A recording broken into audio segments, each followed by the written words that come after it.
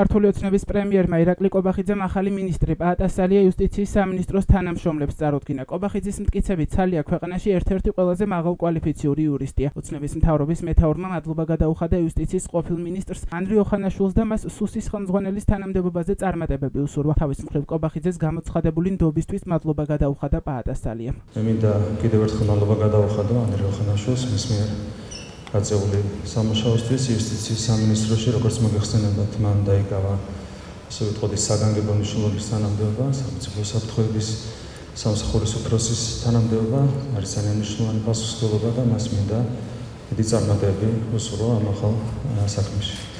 მე მინდა დღეს თქვენს წინაშე წარვადგინო ბატონი პაატასალია. მას არ ჭირდება, ვფიქრობ, განსაკუთრებით იურისტების დრეში განსაკუთრებული წარდგენა. ბატონი პაატა, როგორც მოგეხსენებათ, არის ერთ-ერთი ყველაზე წარმატებული ადვოკატი საქართველოში ის წლების განმავლობაში. წარმოებდა ძალიან წარმატებულ საადვოკატო საქმიანობას, არის ერთ-ერთი ყველაზე მაღალკვალიფიციური იურისტი ჩვენს ქვეყანაში. ბატონი ირაკლი, მადლობა ნდობისთვის.